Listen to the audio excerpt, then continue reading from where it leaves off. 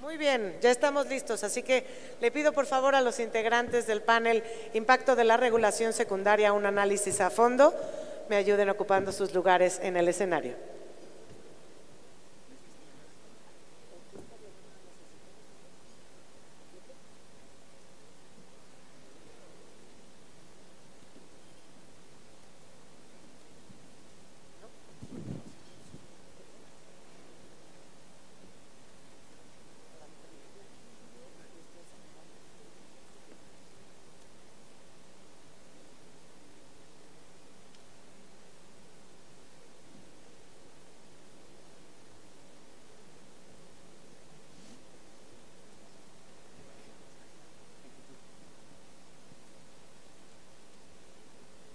Falta nada más, ya, Fernanda, muy bien, ya estamos listos.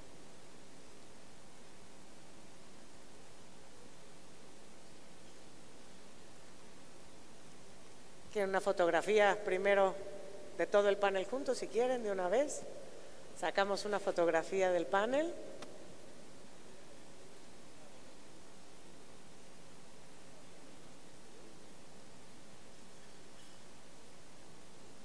Ahora sí, los invitamos a ocupar sus lugares. Gracias. Dando inicio con el panel Impacto de la Regulación Secundaria, un análisis a fondo, quisiera presentar a los panelistas participantes. Se encuentra con nosotros Fluvio Ruiz Alarcón, experto del sector energético. Bienvenido.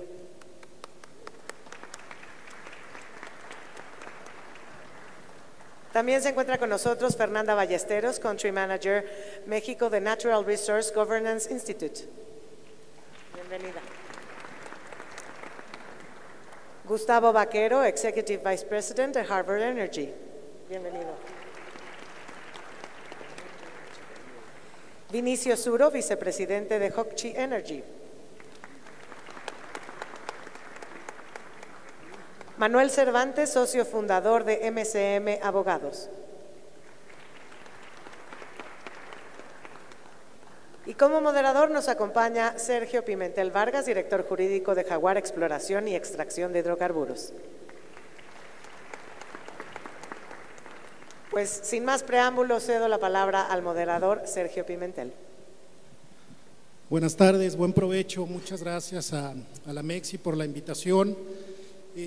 Vamos a aprovechar el tiempo de nuestros expertos, yo daré algunos comentarios iniciales y luego cada uno de ellos tendrá un tiempo máximo de 10 minutos. Queremos dejar, si es posible, espacio hacia el final para recibir sus preguntas, que creo que siempre hacen muy enriquecedor estos foros.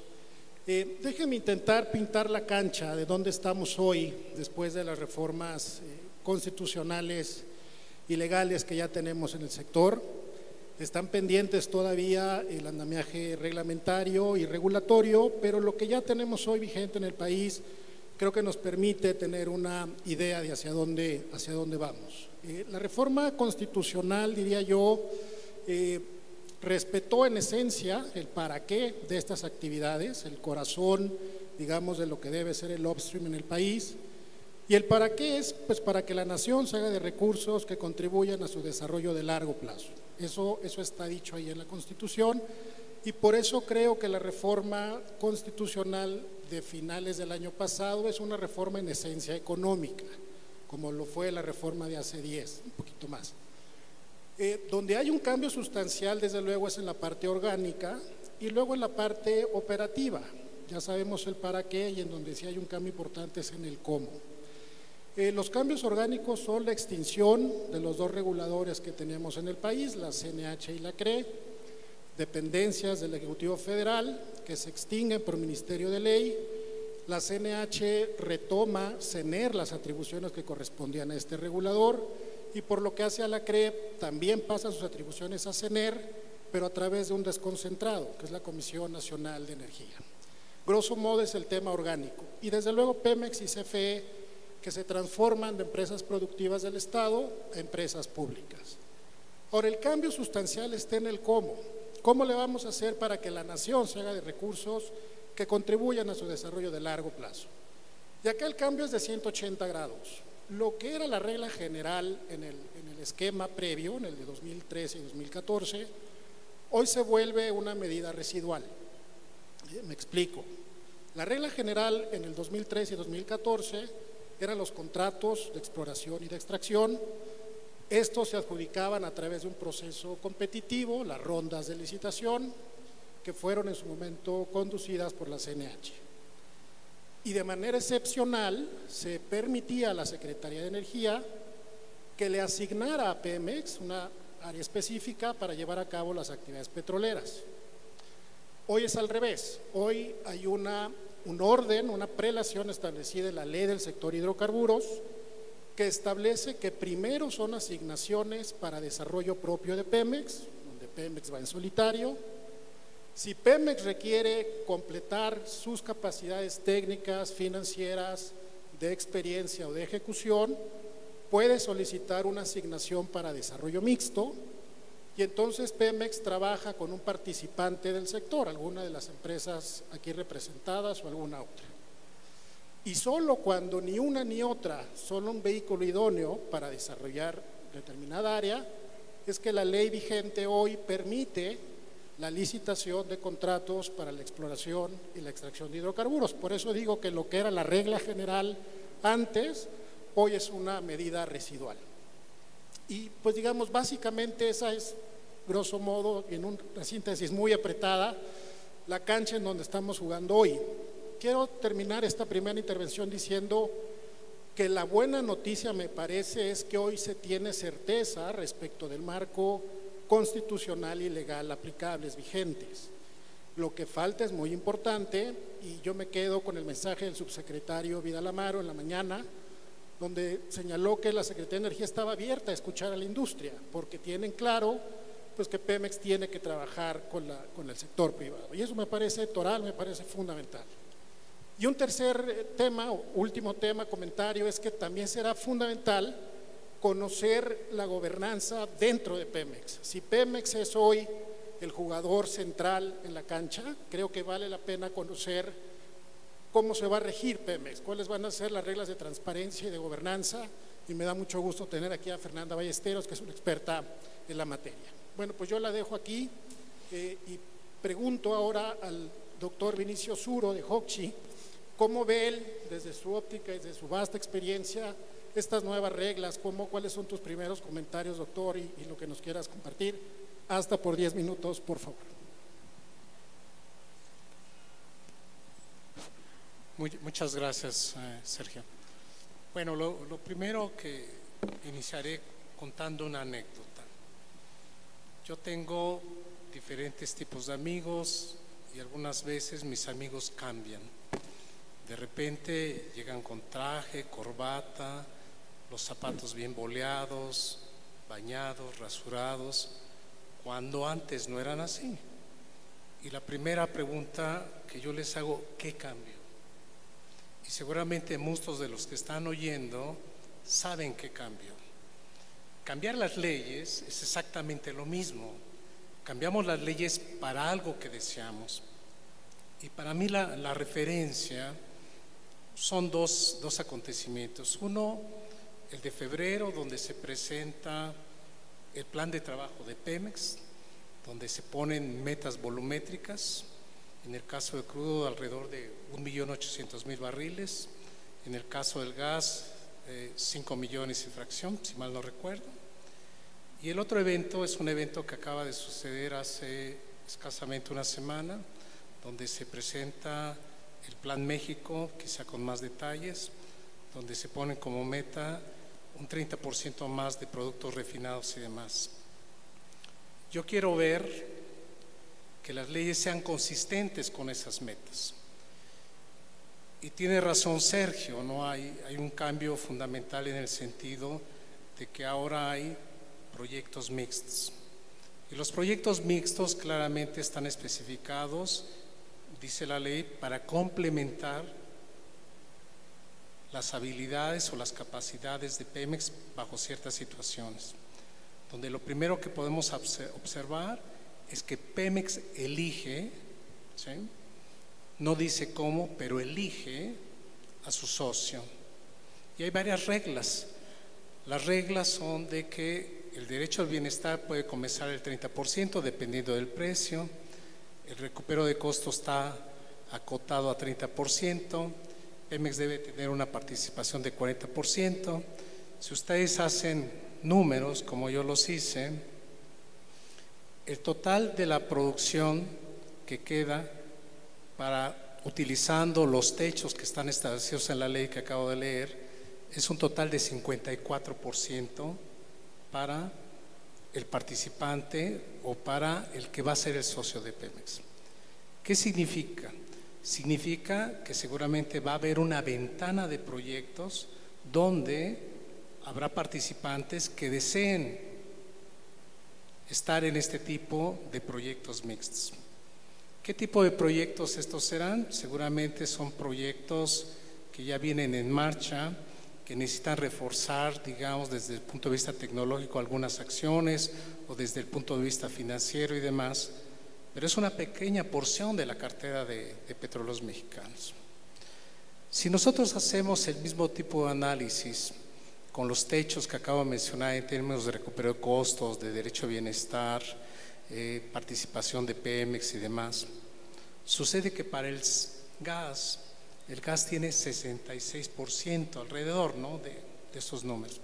¿Qué significa? Que la política pública probablemente está abriendo más la participación para gas que México necesita incidentalmente. Recuerden que México es un gran importador de gas y el gas proviene de Estados Unidos. Entonces probablemente tengamos aquí mejor participación que los proyectos de crudo, ¿sí?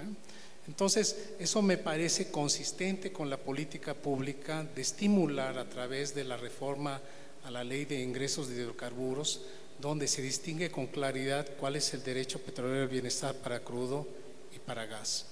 Entonces lo que podemos ver es que en ambos casos hay una ventana de participación de los terceros, pero esa ventana está restringida a una pequeña porción de la cartera de proyectos que existen en México. Déjenme hacer otro comentario respecto a otros temas. Si nosotros vamos al otro modo de contratación, donde lo dirige la Secretaría de Energía y corresponde a los contratos de exploración y producción, pues es muy claro de que el proceso es de licitación pública. Esto no es diferente a como estuvieron actualmente en el pasado las llamadas rondas petroleras. Y eso está bien, porque son procesos competitivos, procesos donde la gente participa con sus propias capacidades, con su propia visión de lo que ocurre del subsuelo y demás. Interesantemente, la ley tiene un capítulo de controversias, un artículo de controversias, donde especifica las condiciones del arbitraje. Esto aparece en la ley del sector de hidrocarburos, en la sección de contratos de exploración y extracción, pero no aparece en la primera parte, en las asignaciones para proyectos mixtos, lo cual me parece interesante, ¿no? De tal manera que me parece de que la ley retoma la necesidad del país de producir más gas, es restrictiva en el sentido de que la cartera actual de Pemex o de nuevos proyectos, los márgenes de participación para el tercero interesado están limitados. Y por otro lado, me parece de que hay avances importantes en términos de permisos donde el participante o el propio Pemex o los propios tenedores de contratos de exploración actuales, hay figuras de afirmativa ficta, por ejemplo, para los permisos de perforación. Antes no lo existía, ahora lo existe, eso es bueno, ¿sí? No dice cuántos días, pero por lo menos ya lo dice la ley. Ahora, la afirmativa ficta no se establece, por ejemplo, para los programas de exploración o los programas de desarrollo, ¿no? Que hubiera sido también interesante tenerlo, ¿no? De tal manera que yo diría que la ley tiene cierta flexibilidad en unos casos, como por ejemplo cuando dice que en términos de un tercero que quiera modificar o pedir la extensión de un área, puede levantar la mano y pedírselo a la Secretaría de Energía.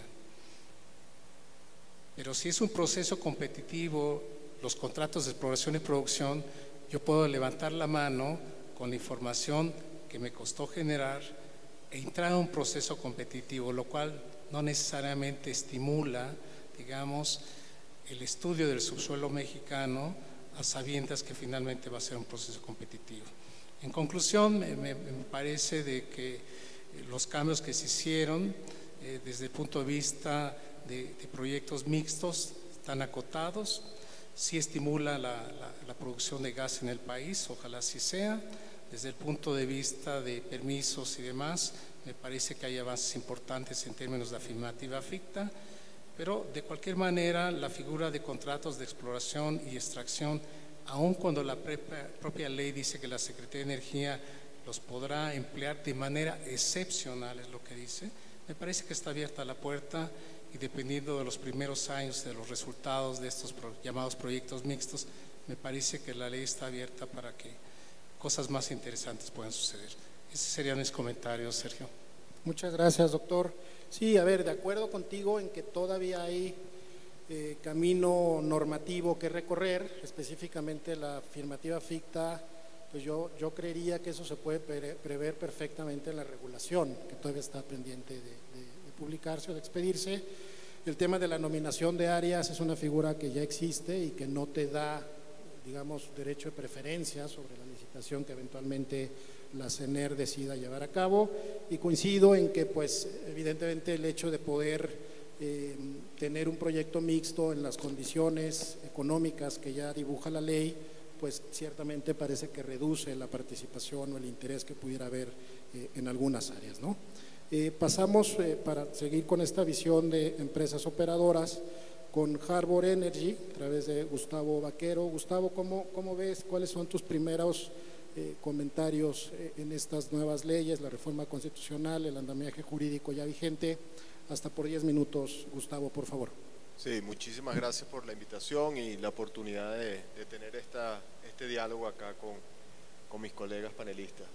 Fíjense, yo voy a tratar de conectar un poco lo que se ha dicho en la mañana con lo que estamos hablando acá, porque yo creo que el contexto global de la industria es importante, ¿no? Cuando hacemos estas preguntas de cómo es el impacto de estas regulaciones, leyes en México también, no podemos obviar el término el concepto del capital, ¿no? Y de dónde viene el capital y cómo vamos a invertir. Yo creo que la gran pregunta es si estas reformas son lo suficientemente atractivas para atraer el capital para apoyar a los objetivos que tenemos aquí todos en conjuntos en México. Hay dos vectores que yo veo estratégicos que son muy relevantes, si quieres simplificar lo que está aconteciendo actualmente. Uno, y los pondría con el título básicamente de seguridad energética mexicana. Uno es que este país está importando aproximadamente 85% de su gas natural, básicamente de una sola fuente, y eso es un riesgo muy alto. Y lo segundo es la tasa de declinación natural que tienen los yacimientos mexicanos en este momento, que está estimada aproximadamente en 60,000 barriles mensuales por día. Es decir, si no hay inversiones, la producción mexicana de petróleo pudiera caer hasta 500, 600,000 barriles cada año, ¿no? Eso es un tercio de lo que está actualmente produciendo el país. Entonces aquí hay dos temas que son muy relevantes. Yo creo que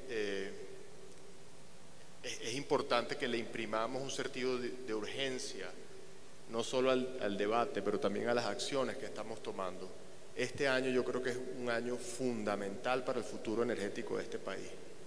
Y yo creo que eso lo tenemos que ver así. Yo les voy a dar un ejemplo de un país de Latinoamérica en el cual yo tuve la oportunidad de experimentar una situación similar a la que está pasando acá. Y eso fue en Brasil, en el 2014. En el 2014, Brasil, cuando me tocó estar allá, yo lo describiría como la tormenta perfecta. En ese momento, la compañía de petróleo más endeudada del mundo era Petrobras. Tenía una deuda bruta aproximadamente de 140,000 millones de dólares, más grande que la deuda actual de Pemex. El precio del petróleo se vino de $80 a $30. Ocurrió la operación Lavallato, que fue una operación de la Policía Federal Anticorrupción en Brasil, impactando significativamente a Petrobras y a toda la cadena de valor, diría yo. Entonces, bueno, había obviamente una crisis bastante significativa en Brasil, ¿no? En ese momento, para que ustedes tengan una idea, la producción petrolera de Brasil estaba cercana a los 2.3 millones de barriles. Yo creo que esa situación era aún más compleja de la que estamos viviendo actualmente en México, ¿no? Pero bueno, se tomaron algunas medidas, el gobierno brasilero tuvo que tomar algunas medidas para remediar esa situación, lo cual yo llamo un poco como la receta brasilera, ¿no? ¿Cómo fue esa receta brasilera? Bueno, fue muy pragmática, ¿no? Había muchos temas ideológicos en ese momento en Brasil, pero yo creo que el pragmatismo venció al idealismo en ese momento. Y se tomaron medidas pragmáticas, una reestructuración de Petrobras significativa, incluyendo el portafolio de Petrobras. Petrobras tomó decisiones en las cuales decía, mira, estos activos simplemente no los puedo manejar o no tengo la capacidad de manejarla, y tomó una decisión con respecto a eso. Se enfocó estratégicamente en un área, tuvo foco estratégico y fue en el área del presal. Brasil dijo, donde yo realmente puedo poner todos mis esfuerzos y los de Petrobras es en el presal brasilero. Y sumaron todos sus esfuerzos hacia el Petrobras. Y lo tercero es, pidieron ayuda al sector privado. Y el sector privado, obviamente, siendo Petrobras una empresa dominante y sigue siendo la empresa dominante de Brasil, tuvo muchísimo apoyo de muchas compañías de las cuales actualmente están aquí en este salón. Entonces no hubo problema con ese tema, ¿no? Entonces, eso es como la receta brasilera. Yo creo que la receta brasilera pudiese ser, y yo creo que vamos en buen camino para implementarla aquí en México. Y las leyes y la regulación secundaria lo permite. Ahora, donde hay que tejer muy fino ahora y tenemos una ventana de oportunidad es en la regulación que estaban describiendo y en los contratos.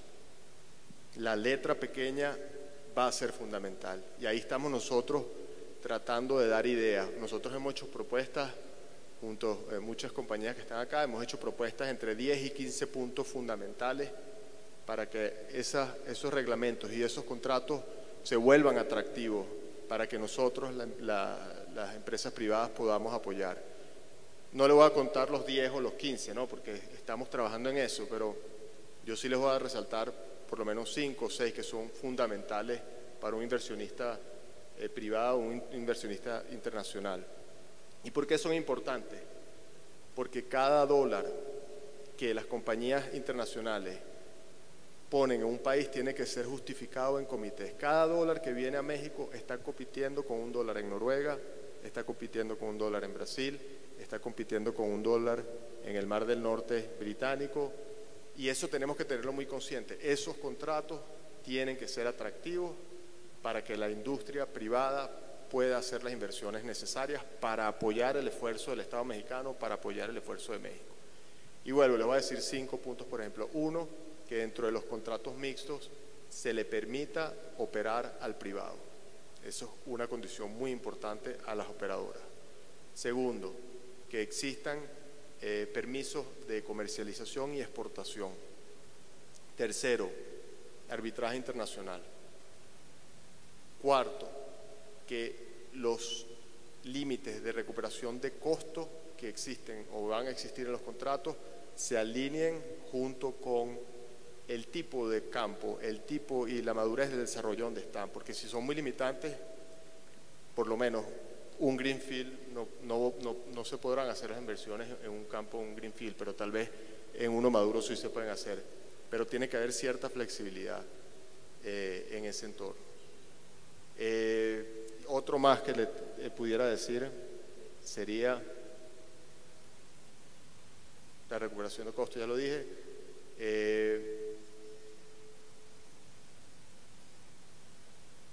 Sí, que tengamos también, que podamos reportar los beneficios contables que tenemos con esos contratos. Entonces, lo que quiero resumir es, tenemos una buena oportunidad en este momento para poder discutir con las autoridades mexicanas los detalles que tienen que ir tanto en esas regulaciones y en esos contratos para poder hacer esta reforma por la cual estamos transitando, una reforma exitosa para el país. Sí, muchas gracias.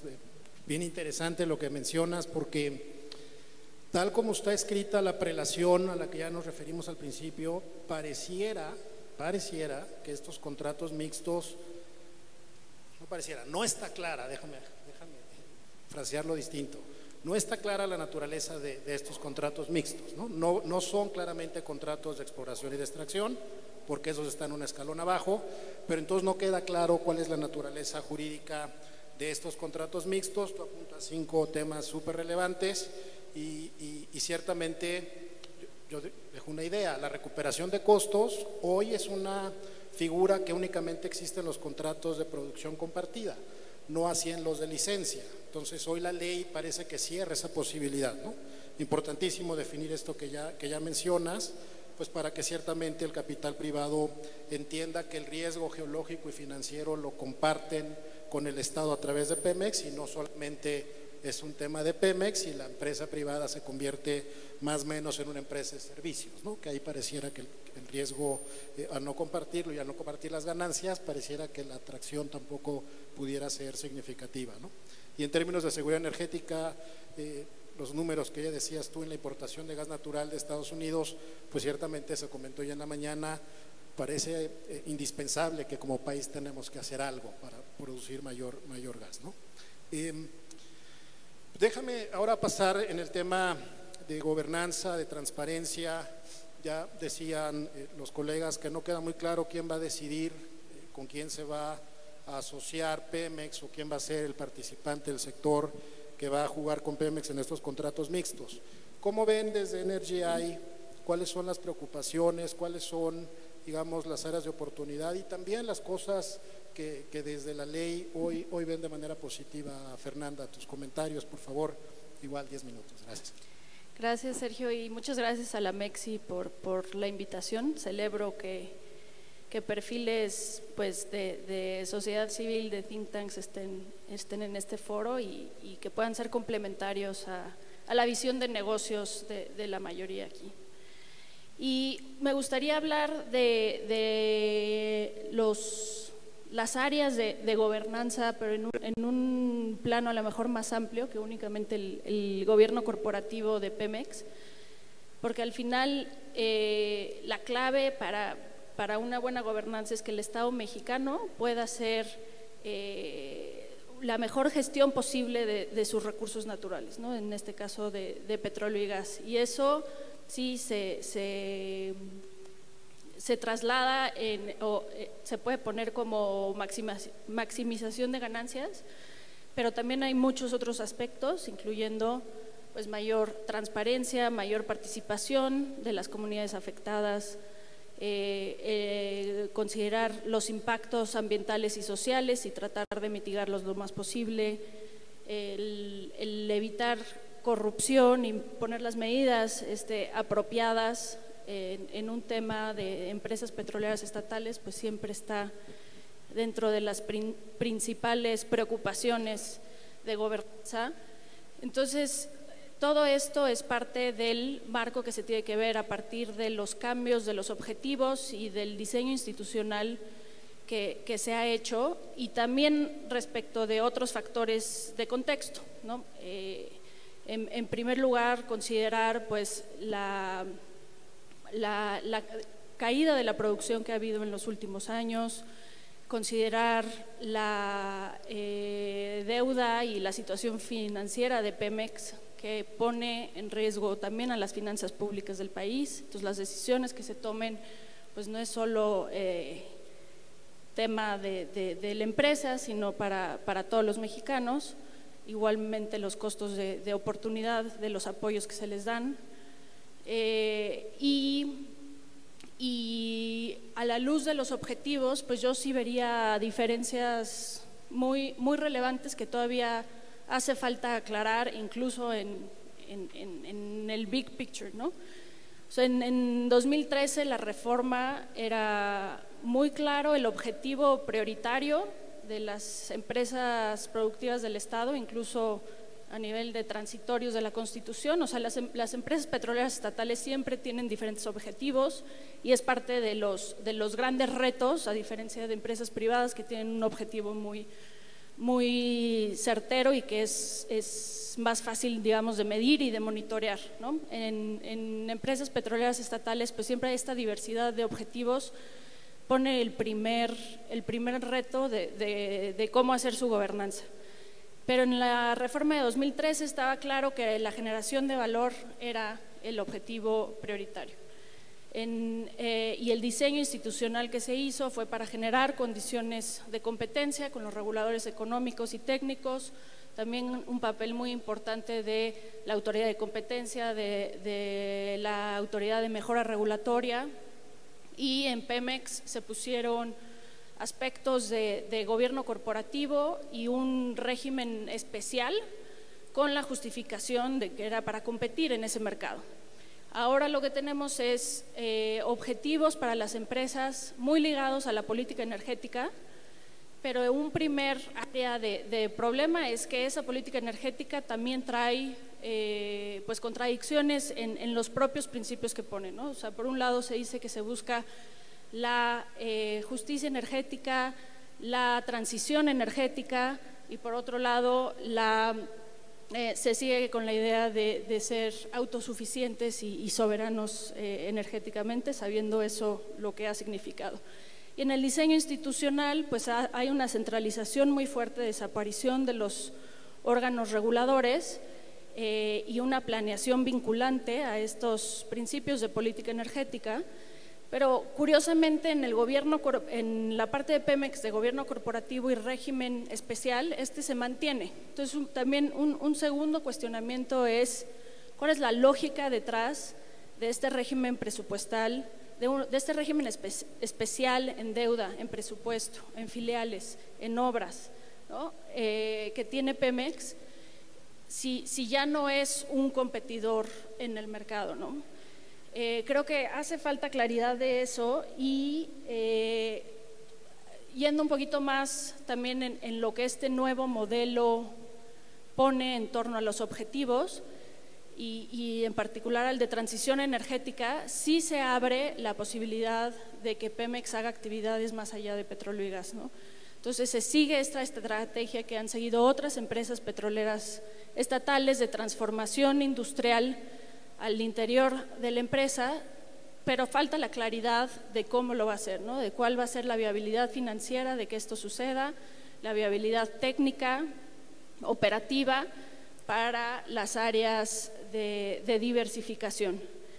Y me gustaría nada más, Sergio, poner a lo mejor dos preocupaciones más concretas o dos opciones más concretas en términos de las ventanas de oportunidad para mejorar gobernanza, sobre todo ahora en las funciones del Consejo de Administración de Pemex, que se le dan prácticamente funciones cuasi regulatorias, ¿no? Y será ahí en donde la elección, por ejemplo, de los socios de Pemex será fundamental ver, como decían, también los cómo, ¿no? Cómo va a ser esta elección y creo que ahí hay espacio, en primer lugar, de recuperar de la Comisión Nacional de Hidrocarburos lineamientos y principios regulatorios y de transparencia, de gobernanza de la información, ¿no?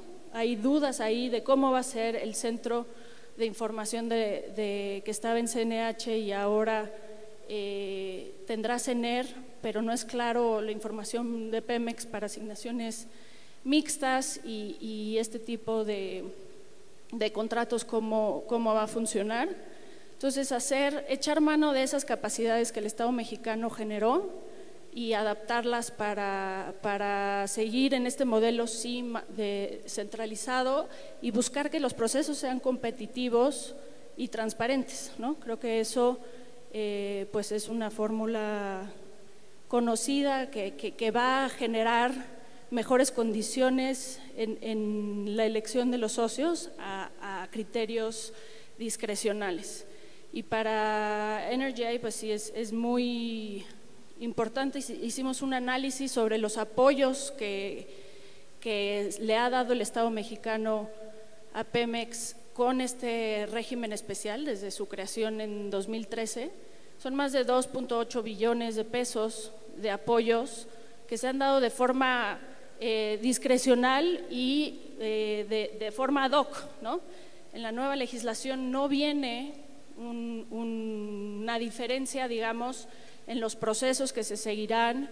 Entonces creo que varios aspectos de ese régimen especial que ahora tienen las empresas públicas del Estado, pues era muy importante encontrar los mecanismos de rendición de cuentas, y para ello se puede ver a otras empresas con sistemas centralizados de la misma manera. Entonces el modelo no impide que haya buenas prácticas de gobernanza, pero tampoco es una garantía de que las va a haber, ¿no? Entonces sí es muy importante el establecer estos mecanismos que lo podrá hacer el Consejo de Administración de Pemex, y por parte de la política energética también tener mayor claridad y coherencia en los objetivos que persiguen.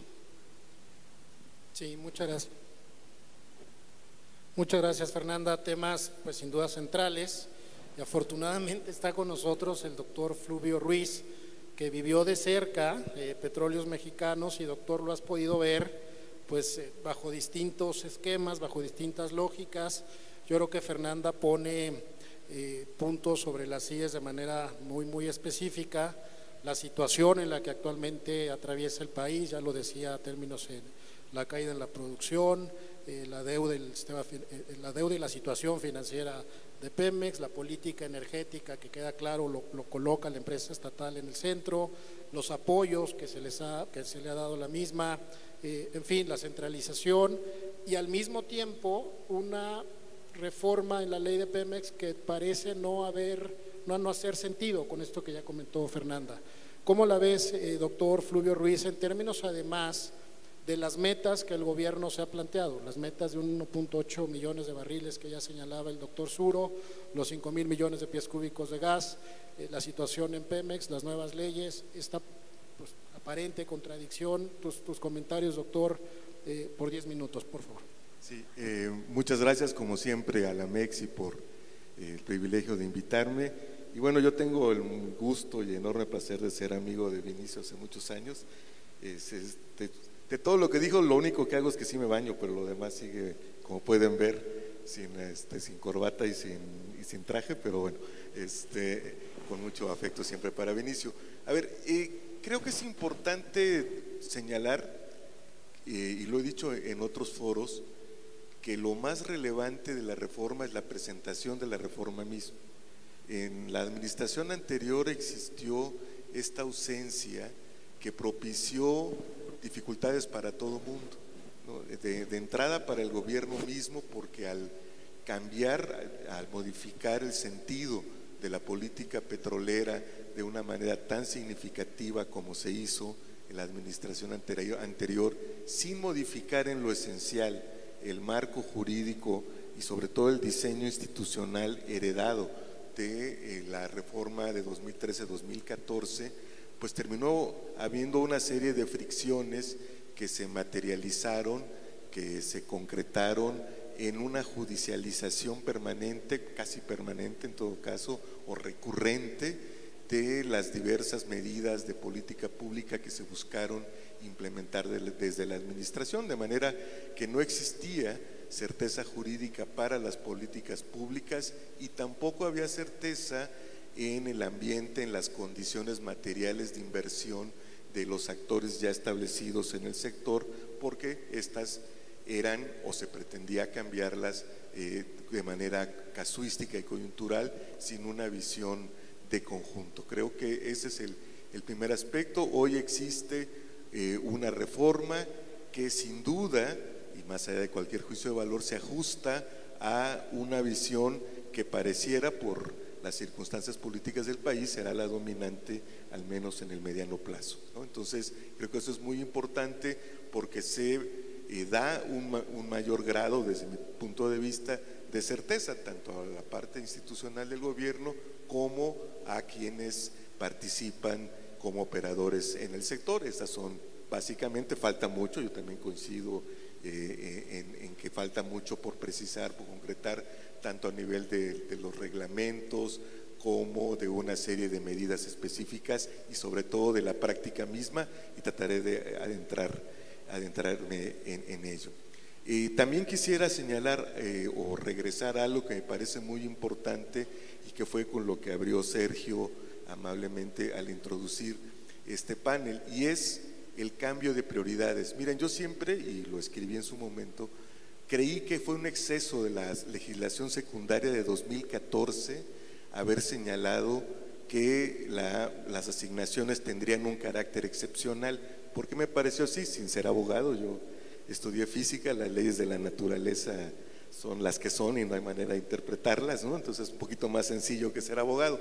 Entonces, si recuerdan, en la reforma constitucional de 2013, solamente se especifica que hay dos mecanismos fundamentalmente para que la nación explote la riqueza del subsuelo: a través de asignaciones a sus empresas, a su empresa, en este caso a Petróleos Mexicanos, para decirlo rápido, o de licitaciones de contratos.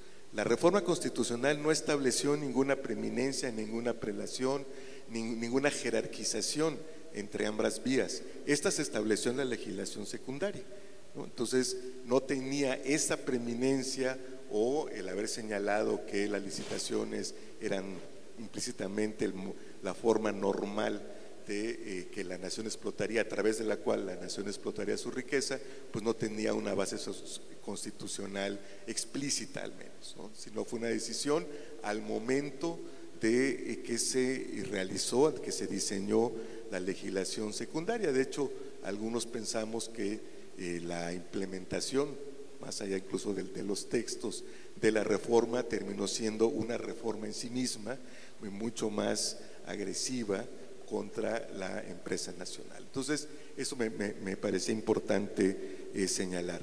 Dicho lo anterior, yo comparto muchas de las dudas que ha expresado mi amiga Fernanda, porque en efecto, en términos de gobernanza, pareciera que todavía no se resuelve esto que podríamos llamar en términos deportivos el dilema de los propietarios y los directores técnicos de los equipos, ¿no? En muchos pasajes de la ley pareciera que se le daba explícitamente la posibilidad al dueño de decidir la alineación del juego del domingo, ¿no? Entonces hay como que mucho espacio para que la gobernanza sectorial termine confundiéndose con la administración misma, en este caso de Petróleos Mexicanos, ¿no? Empezando incluso por la conformación misma del Consejo de Administración. Quizás alguien por ahí me corrija, pero yo no recuerdo que el Consejo de Administración de Pemex en algún momento de su historia se haya compuesto del lado de la representación gubernamental, ¿no? Estrictamente por miembros ex officio. O sea, todos los miembros del Consejo de Administración, que estará por instalarse en unas semanas, lo son por el papel que desempeñan en el gobierno federal. O sea, está en la ley explícito, es los titulares de la Secretaría de Energía, de Hacienda, de la Secretaría de Innovación, ¿no? De Semarnat, y algo que habría que analizarse más de la propia Comisión Federal de Electricidad. Es decir, sin embargo, se le dan facultades a la Secretaría de Energía, un poco matizadas, pero se mantienen ciertas contradicciones institucionales que vienen de las leyes de 2014. Por ejemplo, en algo que parece hasta sentimiento de culpa expresado en forma de ley, se dice que la Secretaría de Energía puede instruir a Petróleos Mexicanos a realizar acciones que propicien la seguridad energética, la autosuficiencia y el desarrollo eficiente de los mercados. Sinceramente, a partir de cualquier visión teórica económica, estos objetivos difícilmente son compatibles. Pueden serlo, sin duda pueden serlo, pero la naturaleza de ambos son conceptualmente, teóricamente incluso, completamente diferentes, y en la práctica lo más común es que lleguen a ser contradictorios. Sin embargo, se establece claramente eso como una función. También se establece, por ejemplo, y ahora que conocimos ya el borrador del reglamento de la Secretaría de Energía, se le da la facultad a la subsecretaría de aprobar proyectos. Entonces, ¿eso qué significa? Que se van a aprobar ciertos proyectos de Pemex, todos los proyectos, algún proyecto, o nada más quedará en el proyecto de reglamento. Ojalá quede así, porque entonces sí ya podríamos estar hablando de una intromisión en la administración de la empresa, ¿no? Yo creo que al director técnico hay que decirle, pues queremos que llegues cuando menos a semifinales, pero no jugando con el Chetos Leaño. Bueno, a Romano le costó el puesto en los Tecos de la Autónoma de Guadalajara, para quienes conozcan de fútbol. Bien, entonces creo que hay esta tensión que se puede ir manifestando entre la Secretaría que debe ser, que es la responsable de la planeación, y Petróleos Mexicanos, y creo que eso podría incluso complicar la consecución de los objetivos. ¿Por qué? Porque de rebote se está creando un nivel adicional de espacio de toma de decisiones. Es decir, muchas de las decisiones que podrían tomarse al seno de Petróleos Mexicanos con la participación activa del Consejo de Administración podrían terminar siendo tomadas en un espacio diferente, con las complicaciones que eso podría implicar. Y finalmente me parece que va a hacer falta una revisión también en el nuevo derecho petrolero del bienestar. Creo, si recuerdan, a cambio de la simplificación se eliminaron las deducciones, y en ciertos espacios estas eran muy importantes. Por ejemplo, Petróleos Mexicanos podía deducir el 80% del valor de los condensados. Eso se eliminó. Y bueno, en lo que también pareciera otra confesión de sentimiento de culpa, en el inicio del nuevo artículo 39 de la Ley de Ingresos sobre Hidrocarburos, se establece el nuevo derecho petrolero del bienestar. Se hace referencia a las diversas zonas de complejidad geológica heredadas de la legislación anterior, pero que ya no tienen ningún sentido, porque el derecho se paga independientemente de donde se extraigan. O sea, ya no importa si el crudo se va a extraer del Paleocanal de Chicontepec o de un área terrestre, va a ser el mismo. Entonces de repente no tiene ya mucho sentido esa referencia, ¿no? En fin, creo que va a ser muy importante que en los reglamentos se eviten estos riesgos sobre todo para mí el más importante, de interferencia entre el papel de la Secretaría de Energía como responsable de la política petrolera y de la definición de programas estratégicos con la responsabilidad que tendrá Petróleos Mexicanos como el operador del Estado. Muchas gracias, doctor. Solo un apunte. La Subsecretaría de Hidrocarburos, en efecto, es quien recibió, digamos, las atribuciones que correspondían a CNH, y tiene 5 titulares de unidad y 18 direcciones generales. Las otras 2 subsecretarías tienen una titular de unidad cada una, la de transición 7 direcciones y la de electricidad 5, 6. Es decir, claramente hay ahí un trabajo pendiente para la subse de hidrocarburos en términos de regulación y de lo que viene hacia adelante. Y qué bueno que todos tengamos dudas, ¿no? Ojalá podamos irlas resolviendo poco a poco. Yo he visto, Manuel, que tú has sido muy puntual en la lectura de algunos documentos. Me refiero a las reglas de operación del Comité de Asignaciones, Contratos y Permisos que ayer o antier publicó la CNER, y has planteado también interrogantes y preguntas, ¿no?, que parece ser el hilo conductor de esta charla. ¿Cómo la ves, Manuel? Más allá de lo que has publicado, tus comentarios y tus inquietudes. Dice 8:50, pero tómate 10 minutos. Gracias. Gracias, Sergio. Y primero que nada, gracias a la MEXI por la oportunidad de platicar. Es siempre un gusto, y felicidades por los 10 años. Una primera reflexión que haría es, derivado de este cambio profundo, pues resulta que ahora tenemos más palpable un ecosistema híbrido de participantes del sector, que además, como se comentaba ahorita por Fernanda, pues ya está centralizado desde el punto de vista regulatorio, ¿no? Y digo que es un ecosistema híbrido porque por un lado tenemos a un MEX que lo fortalecen enormemente, ya también a disposición de ley, pero no podemos olvidar que heredados del régimen de 2013 para acá, pues hay un universo de contratistas, de operadores privados que existen y por un tiempo parece ser en varios proyectos no van a dejar de existir. Entonces es un poco parecido si lo llevamos al campo del sector eléctrico y, si me permiten la analogía, pues como estos permisos legados, ¿no?, que de alguna manera están ahí y forman parte del portafolio energético nacional, y que ahora con este Pemex ultra fortalecido en todos los aspectos que ya platicábamos todos ahorita, y un CENER también fortalecido. Entonces, una preocupación y un reto será cómo balancear CENER a través de la regulación y la supervisión, cómo balancear esta coexistencia, porque no, si bien Pemex es la prioridad, hay al menos 56 contratos hoy en día vigentes, 100% detentados con interés de participación de privados, o sea, no estoy contando ahí asociaciones farm outs y demás, y de esos, por ejemplo, al menos están cerca de 20 en producción y que dependen de una regulación que dicen los transitorios que sigue vigente en lo que no se oponga a la nueva ley.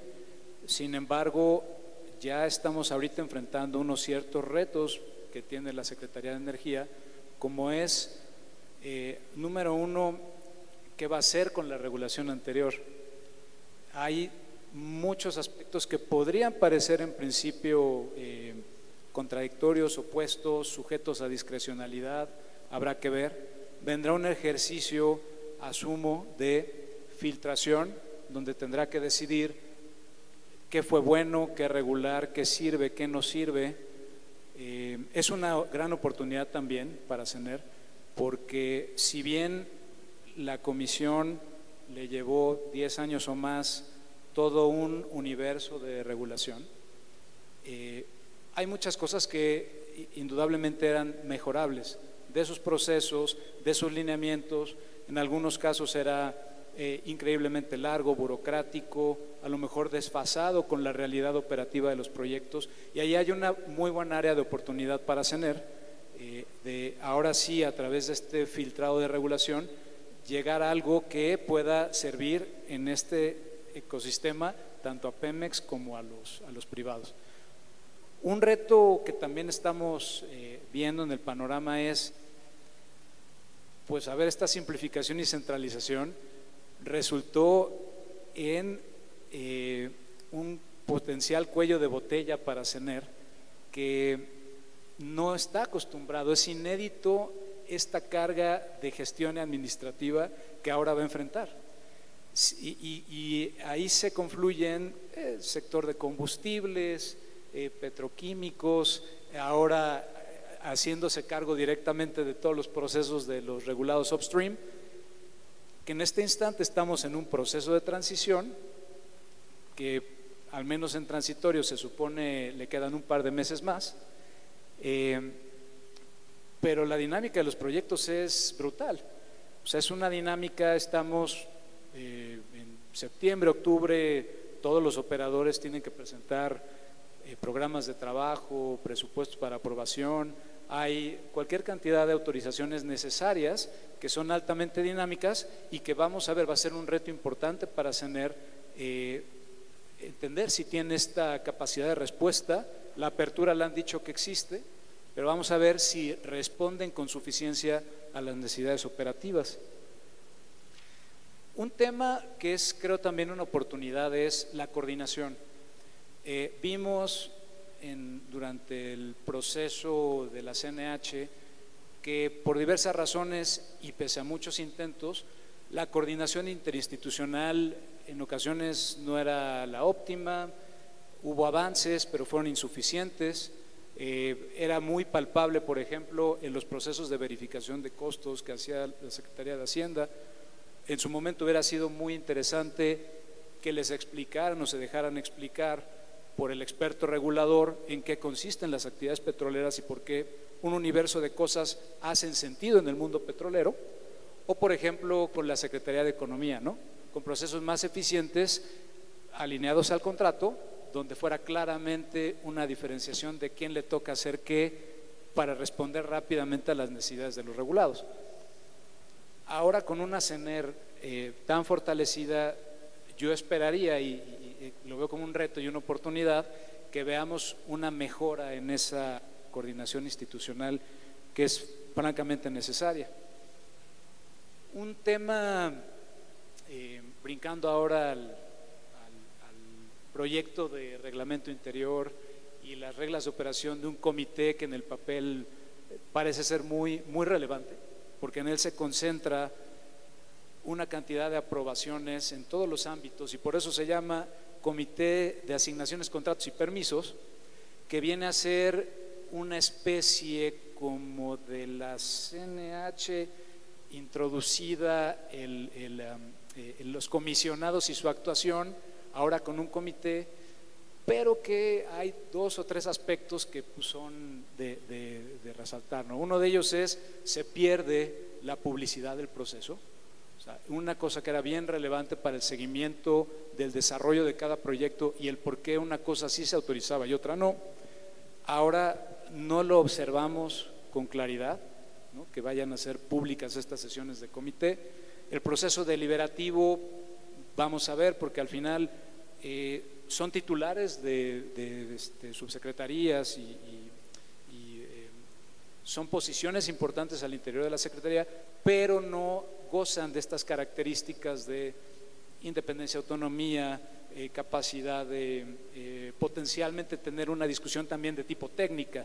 Entonces este es un tema que va a ser también interesante darle seguimiento. Cómo este comité, que por cierto en el proyecto de reglamento interior no viene siquiera listado entre los que forman parte de la propia Secretaría, luego vienen estas reglas de operaciones que hacen así una suerte como de parche y luego listan todas sus atribuciones, pero realmente no es que esté claramente definido cómo está en su estructura, ¿no? Y bueno, brincando un poquito y rápido a la parte de Pemex para no dejarlo pasar, es una de las cosas que me parecen positivas, que tiene esta enorme flexibilidad de selección, ya se platicó, de abordar sus procesos que son complementarios y entonces hace todo el sentido que él decida quién quiere que lo complementen estas oportunidades específicas. Quizá el diablo principal, el detalle principal aquí va a ser, no olvidemos que hay que restaurar la confianza y la confianza hoy en día está asociada mucho a la situación financiera y a la capacidad de pagos o no pagos de Pemex, y en caso de que se dé escenarios que contempla la ley de producción compartida, de participar en la producción de los proyectos, que además se facilite lo necesario, que es poder llegar a punto de exportación y no depender de las finanzas locales. Y eso es un tema donde también tendría que haber un aporte y un apoyo tanto de CENER como de Pemex para que entonces no dependamos tanto de la situación financiera de Pemex y que esa sea restaurada, ¿no? Hay muchos mecanismos que podrían utilizar para eso. Pero estas son algunas ideas. Pues a mí no me resta más que agradecerles a todos su participación, su claridad. Cuando yo era niño el programa del Hombre Verde terminaba, continuará, ¿no? Así decía al final del capítulo. Pues esta es una historia que desde luego se está escribiendo. Le agradezco de nueva cuenta a Mexi. No sé si tenemos tiempo, yo creo que sí, para un par de preguntas, pero si no, indíquenmelo. Y gracias a todos por su atención.